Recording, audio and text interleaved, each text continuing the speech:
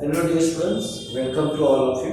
You are learning the lesson number first, basic concept in geometry. In previous video, we started the practice set 1.2 and that out of practice set 1.2 we completed first question. Out of three questions there are. One question is your homework, that is sec BC and sec AD are congruent or not. Okay, now we have to start question number 2, that is point M is the midpoint of sec AB. If AB is equal to 8, then find the length of AM. Let's see. Question number 2 is there. Okay. If AB, okay, let's see. Suppose this one is your AB and point M is your midpoint. Midpoint असल्यामुळे sec AM आणि sec AB काय असणार? Congruent असणार. So AB is equal to 8. Then find length AU. Okay, काय find out करायचं आपल्याला? Length AU. Let's see answer. Okay, काय सांगितलं त्यांनी? Point M is the midpoint. Okay, of sec AB. Therefore काय होणार बघा? लेंथ AM आणि लेंथ BM सेम आहे ना? Therefore length AM is equal to length BM.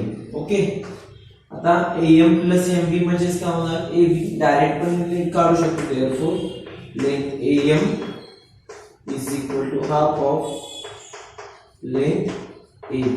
Okay, काय येणार बघा? AM ची लेंथ जी असणार आहे ती AB च्या हाफ असणार आहे, कारण हे दोन इक्वल पार्ट्स मध्ये डिवाइड झाले. म्हणजे हा हाफ पार्ट आहे आणि हा त्याचा हाफ पार्ट आहे. That is half of AB ची value 8. that is equal to 4. म्हणून आन्सर किती येणार आहे? Length AM is equal to 4. Okay, त्याच्या पुढचं एक्झाम्पल बघा. Point P is the midpoint of sec CD. यासारखंच आहे बऱ्यापैकी. Third one, point P is the midpoint of sec CD. Okay, that's why CP is equal to PD and CP is equal to 2.5. then CD is equal to question mark. Okay, length CD is equal to question mark. Let's see. Okay, P is the midpoint, therefore length CP and length PD equal असणार. जसे इथे लिहिलं तसंच लिहायचं. In solution, point P is midpoint of sec CD. Therefore length CP is equal to length PD is equal to किती ना 2.5. Okay, थोडंसं वेगळ्या पद्धतीने सिंपल बनवून CP आणि PD ची ऍडिशन केल्याने CD मिळणार. Therefore length CD is equal to length CP plus length PD, that is 2.5 plus 2.5, that is equal to 5.0. Okay, answer किती येणार आहे? 5.0. किंवा असंही काढू शकता. Length CD is equal to 2 multiply by length CP. That much only enough. Okay, now next example is there.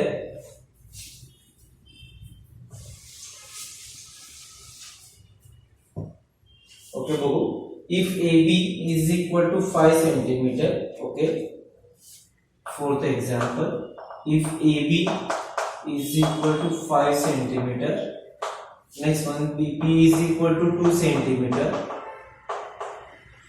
and AP is equal to 3.4 centimeter. Compare the segment. आता compare करायचं म्हणजे थोडक्यात काय? Which one is greater and which one is smaller? Okay, smaller आणि greater ठरवायचं. Let's see in answer. बघू. Okay, पहिला हे असेंडिंग ऑर्डर लिहून घेऊ. म्हणजे पहिला काय येणार बघा? 2 centimeter. Okay, is less than 3.4 centimeter is less than 5 centimeter. Okay, पहिला काय घेतलं? लेंथ ची कंपॅरिझन केली. That is therefore length okay, BP is less than length 3.4 कोणाचे? length AP is less than length AB. Okay, now ज्याची length लहान तो segment लहान. therefore sec BP is smaller than sec AP is smaller than seg A B. Okay, हेच म्हणायचं. म्हणजे सगळ्यात smallest जे येणार आहे तुमची सेक बी पी आणि सगळ्यात ग्रेटेस्ट कोण येणार आहे सेक ए बी. ओके, बघा एकदा बोर्डवर लक्षात येईल काही अवघड नाही यामध्ये. ओके, नेक्स्ट क्वेश्चन चेक करायचं. ओके, बघू आपण next question.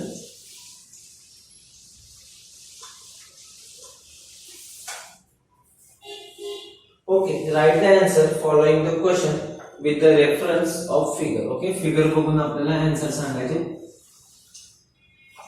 Okay, here P S R P and Q. Okay, हा क्वेश्चन सॉल्व करताना तुम्हाला याचे हेल्प घ्यायचे. आपल्या सेट लेसन जो झालेला त्याचे हेल्प घ्यायचे. बघू आपण. Right the name of opposite ray of RP. Okay, काय करायचं रे आरपी चे अपोजिट रे. आता रे आरपी या साइडला त्याच्या अपोजिट रे म्हणजे या बाजूला आहे ना. मग कोणता येतो बघा रे आर एस आणि रे आरटी. आरपी च्या अपोजिट म्हणजे एक्झॅक्टली 180 डिग्री मध्ये. ओके, हा रे आरपी इकडे गेला तर इकडे काय होणार बघा रे आर एस आणि रे आरटी. म्हणून फर्स्ट आन्सर येणार ray R S and ray RT. Okay, first answer clear है. Next one. Write the intersection of set of ray PQ and ray RP. Now intersection means we have to write the common element. आता let's see पहिला कोणता आहे ray PQ. म्हणजे समजा मी इथे draw केला हा ray PQ. Okay okay, next कोणता आहे ray RP. ओके, हा ray RP. हा या साइडला इनफायनाइट असणार म्हणजे इथे पण Q येणार. आता जर या दोन्ही सेगमेंट मधला कॉमन पोर्शन बघितला असेल तर हा कॉमन येतो, इकडून इकडचा कॉमन येतो. म्हणजे समजा जर कॉमन काढायचा असेल तर कोणता येणार बघा रे PQ. ओके, आन्सर काय येणार रे PQ. हे तुम्ही फुल स्टेटमेंट लिहायचं. म्हणजे कसं the intersection set of ray PQ and ray RP is ray PQ. Okay, असा आन्सर आहे तुमचं. थर्ड वन बघू. Write the union set of ray PQ. Okay, union set of ray PQ आपल्याला रे PQ ऍज इट इज हवा. Okay, and ray QR. इकडे रे QR आहे QR. Okay, आता union set म्हणजे सगळे एलिमेंट आले पाहिजे. जे डबल आहे ते सिंगल टाइम लागेल. ओके, म्हणजे हा पोर्शन सिंगल टाइम लागेल. ओके, हा तुमचा रे इकडे वाढत गेलाय आणि हा इकडे वाढत गेलाय. म्हणजे जी काही तुम्हाला दोन रेज मिळणार आहे.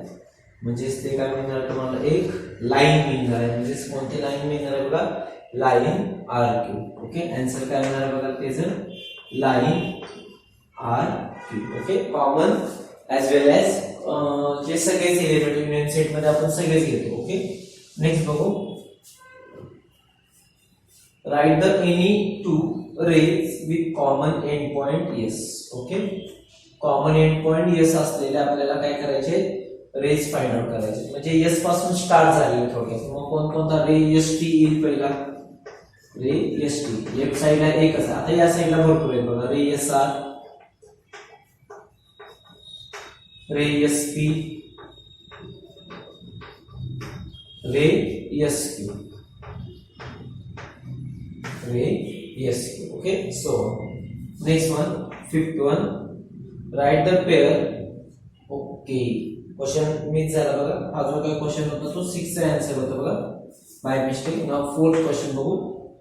State the rays of sec QR is a set. Okay, हा जो काय रे QR आहे तो कोणत्या थोडक्यात रेज मध्ये येतो बघायचा. आता रे PQ मध्ये येणार नाही कारण की रे PQ इकडे वाढत गेला त्यामुळे हा पोर्शन मिस होणार.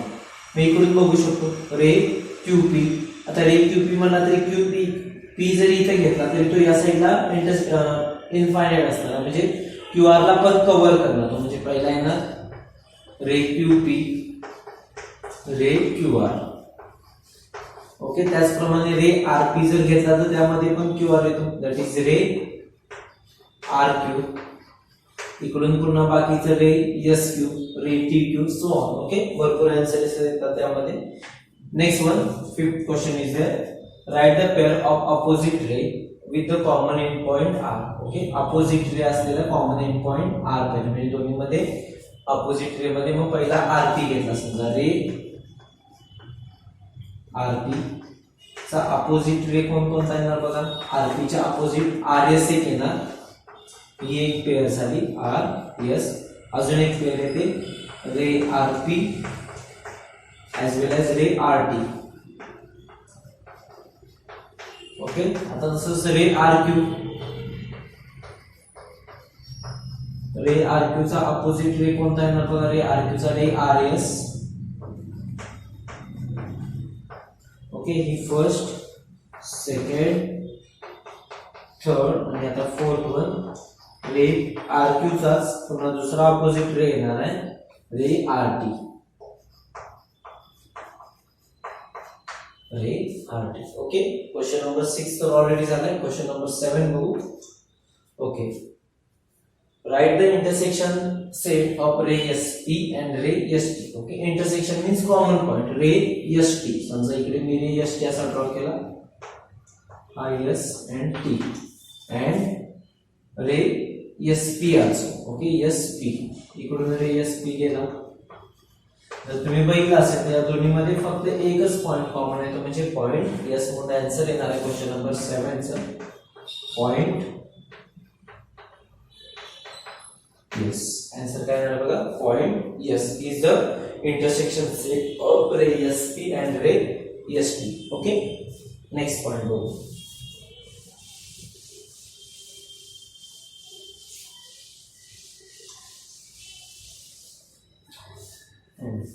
Sixth question, answer the following question with the help of figure. Okay, बघू आपण फिगर पहिला ड्रॉ करू.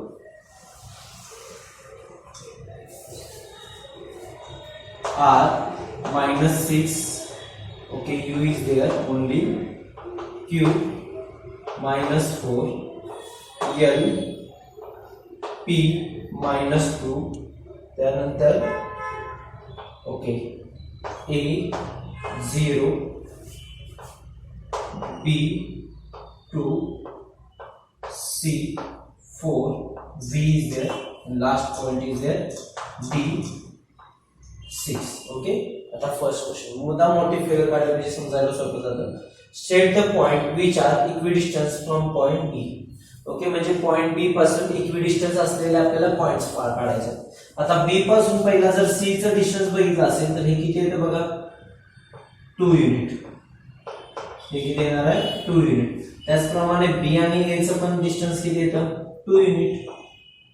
बघा ना, पहिला बीसी चे काढायचं असेल तर 4 - 2 किती येणार, 2, आणि एबी मधलं काढायचं असेल तर 2 - 0 2. म्हणजे पहिली पेअर कोणती मिळाली, point A and C. Okay, point A and C, A and C. आता हे कसं लिहायचं ते वगैरे आपल्याला त्या नोटबुक मध्ये मी लिहून दिले, तुम्हाला जी पीडीएफ फाईल मी पहिल्यांदा सेंड केलेली त्यामध्ये. ओके, वाटल्यास परत एकदा सेंड करेल. Point A and C are the equidistant from point B to the left and to the right at 2 unit. Okay, at 2 unit. Okay, आता त्यानंतर अजून एक पेअर येते बघा, ती म्हणजेच बघू आपण, जर C आणि D मधलं डिस्टन्स बघितलं असेल तर D - 2 that is 6 - 2 किती येणार आहे, 4. त्याचप्रमाणे हे जर डिस्टन्स बघितलं असेल तर तुमचं हे पण किती येणार आहे, 4 येणार. 1 2 3 4. म्हणजे अजून एक पेअर मिळाली कोणती, डी आणि पी आणि डी. ओके, नेक्स्ट पेअर कोणती मिळाली, त्याच बी साठी कोणते बघा, point P and D.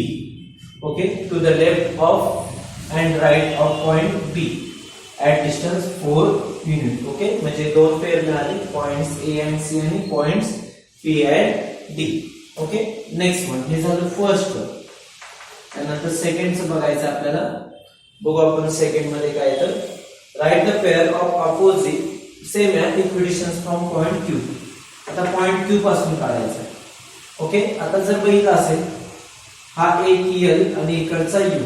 Okay, हा एक सेम डिस्टन्स आहे, 1 युनिट आणि इथं 1 युनिट. कारण की आता जर इथं जरी कोऑर्डिनेट जरी नसले तर इथं काय असणार आहे बघा, -1 -3 -5. ओके, त्यामुळे यू आणि एल पेअर मिळाली. कोणती पेअर मिळाली, पहिला points U and L. Okay, to the left and right of point Q at distance 1 unit. Okay, हे डिस्टन्स किती आहे बघा, 1 युनिट. अजून एक पेअर मिळते ते म्हणजेच बघा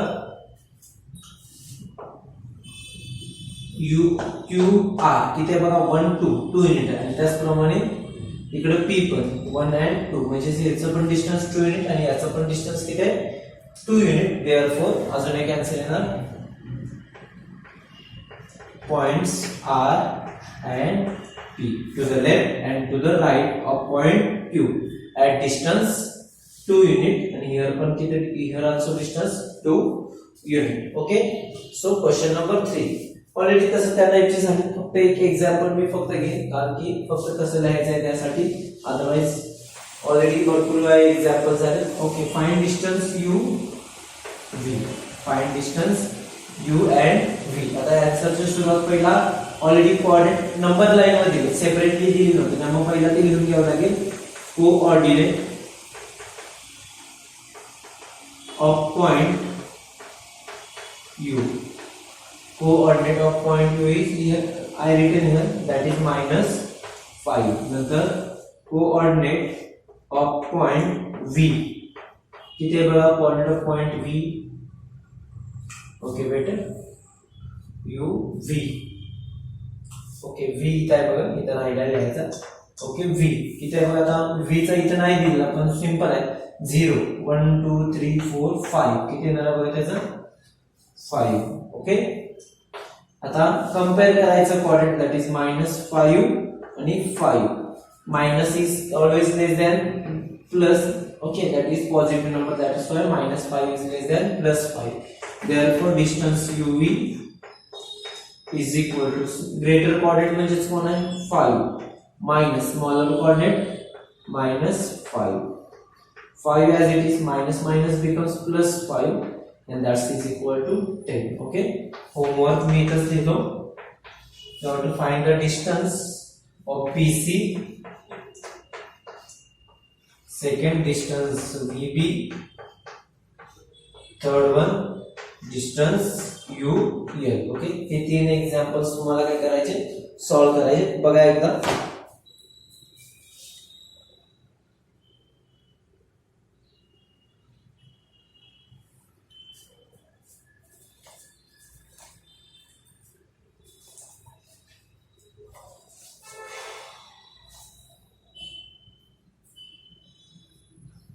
ओके ठीक आहे. आता नेक्स्ट पॉइंट जो बघायचा आहे तो पण थोडा इम्पॉर्टंट आहे बघा. हे काय ऍडिशन सबट्रॅक्शन फक्त आहे यामध्ये काही जास्त नव्हतं या आताच्या पॉइंट्स मध्ये. आता जो नेक्स्ट पॉइंट बघायचा तो म्हणजे conditional statements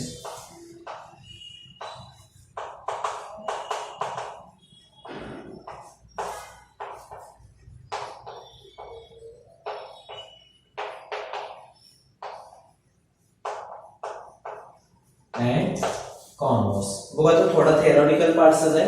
The statement which can be written in the if and then form. In the if and then form म्हणजे समजा सुरुवात झाली if पासून. ओके स्टेटमेंट इथे मध्ये काय काय स्टेटमेंट आहे ना then आणि पुढे एक थोडंसं वाक्य सुरू आहे that is if and then are or conditional statement. Okay, conditional statement ची डेफिनेशन काय if the statement written in the form of if and then or if then form then that statement is called as conditional statement. Let's see. The part of statement following if is called antecedent. Means part of if after if which parts come that this one is called as antecedent. Okay, is called as antecedent and after then part is called as consequent. Okay, after then part it comes it is called as consequent. Let's see. For example, consider the statement. Okay, we take only statement. The diagonals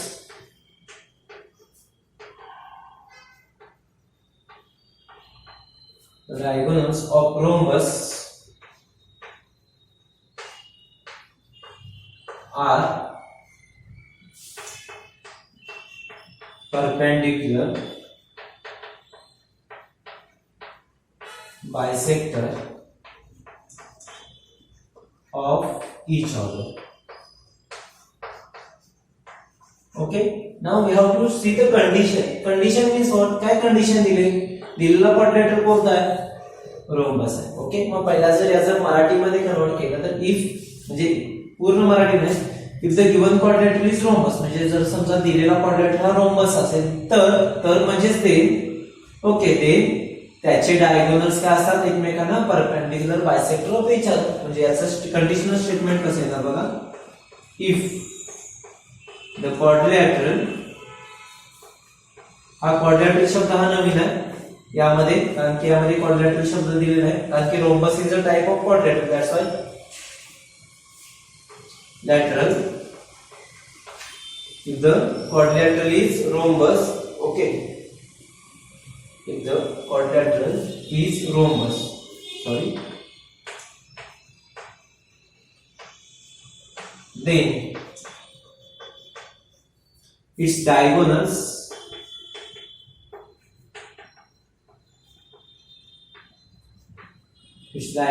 are हे बाकीचे as it is perpendicular bisector of each other. Okay perpendicular bisector of each other म्हणजेच यामध्ये antecedent कोणता part असणार, the क्वाड्रॅटर is rhombus. जो antecedent part असणार तो कोणता असणार आहे, द क्वाड्रॅटर इज रोम्बस. आणि त्यानंतर जो काही कॉन्जुगेंटचा पार्ट येणार तो ते नंतर येणार, each diagonals are perpendicular bisector of each other. Okay conditional statement समजलं. दिलेलं सिंपल स्टेटमेंटचं कन्वर्ट आपण कशामध्ये करायचं, इफ and then form मध्ये. Okay let's see, the statement can be written in the conditional form as if the given quadrilateral is rhombus then its diagonals are perpendicular bisector of each other. Okay आता यानंतर बघायचा आहे तो म्हणजे converse. Okay यानंतर जो point बघायचा आहे तो कॉन्व्हर्स. आता converse is depend on conditional statement. आता यामध्ये काय करायचं आहे, हा जो काय कॉन्जुगेंट पार्ट आहे इथं फर्स्टला लिहायचा, म्हणजे कोणाच्या ठिकाणी, अँटीसिडेंटच्या ठिकाणी, आणि हा जो काय अँटीसिडेंटचा पार्ट आहे तो कुठे जाईल, कॉन्जुगेंटच्या ठिकाणी म्हणजे replace. Okay let's see, if the antecedent and conjugate in given conditional statement are interchange म्हणजे we have to change the position. Okay then the resulting statement is called the converse of the given statement. आता या स्टेटमेंटचा विचार करू, converse. Okay काय करायचं आपल्याला, हा part काय करायचा आहे, पहिला लिहायचा म्हणजे इफ ऍज इट इज आहे. ओके इट्स म्हणजे कोण आहे, quadrilateral. If the quadrilateral, okay if in quadrilateral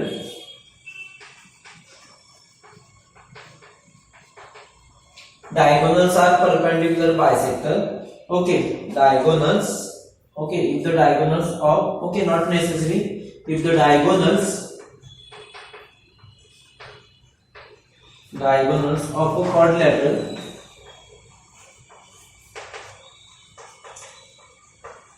are perpendicular bisector each other, then okay then the given quadrilateral is rhombus, then it is rhombus. Okay then it is rhombus. Okay थोडंसं आपल्या statement मध्ये पण लिहू शकतो, if the quadrilateral in the quadrilateral diagonals are perpendicular bisector then it is rhombus. Okay असं लिहिलं तरी sufficient आहे. ओके लेट्स सी आता यामध्ये काय दिले, if the conditional statement is true, okay if the conditional statement is true then it is not necessary the converse is always true. Okay म्हणजे जर समजा कंडिशनल स्टेटमेंट ट्रू असेल तर हे असं नाही की कॉन्व्हर्स पण बरोबर असावं. ओके तो कधी कधी ट्रू पण असू शकतो, कधी कधी फॉल्स पण असू शकतो किंवा रॉंग असू शकतो. यामध्ये बघा in the above example the statement and converse are true. या दोन्ही एक्झाम्पल मध्ये कंडिशनल स्टेटमेंट पण बरोबर आहे ऍज वेल एज कॉन्व्हर्स पण बरोबर आहे. म्हणजे जर डायगोनल्स क्वाड्रिलेटरल परपेंडिक्युलर बायसेक्टर असतील तर काय असणार आहे, रोम्बस असणार आहे, बरोबर आहे. Okay now let's see, consider one statement, if a number is a prime number then it is even or odd. Okay conditional statement काय सांगितलं बघा, if a number is prime number म्हणजे जर दिलेला नंबर हा प्राइम नंबर असेल, okay then it is even or odd. आता prime number कोणकोणते आहेत, 2 3 5 7 11 13 17 सो. ओके त्यामध्ये 2 इवन नंबर आहे आणि बाकीचे नंबर काय आहेत, ऑड नंबर आहेत. त्यामध्ये म्हणून सांगितलेलं if the number is prime number then it is even or odd. पण त्याचा कॉन्व्हर्स काय सांगितलं, if a number is even or odd. आता इवन म्हणजे 2 4 6 8 असू शकतं, ऑड मध्ये 3 15 9 17 21. ओके, मग हे प्राईम नंबर नाही सगळे, त्यामुळे दिलेला कॉन्व्हर्स काय बघा फॉल्स आहे. If a number is even or odd then it is prime number. Okay, in this example the statement is true but its converse is false. Okay, conditional statement म्हणजे if and then form मध्ये if नंतरचा part antecedent then नंतरचा part consequent. Converse लिहिताना काय करतो आपण antecedent consequent ची position काय करतो रिप्लेस करतो. ओके, म्हणजे इंटरचेंज करतो. कॉन्सिक्वेंट पहिला येतो आणि अँटीसिडेंट काय येतो नंतरच्या पार्टला येतो. एवढंच आपण आता यामध्ये बघितलं ऍज वेल एज प्रॅक्टिस सेट 1.3 1.2 कंप्लीट केलं. ओके, नेक्स्ट लेक्चरला आपण नेक्स्ट पार्ट सुरू करायचा. सो आज आपण इथे थांबतोय. थँक्यू.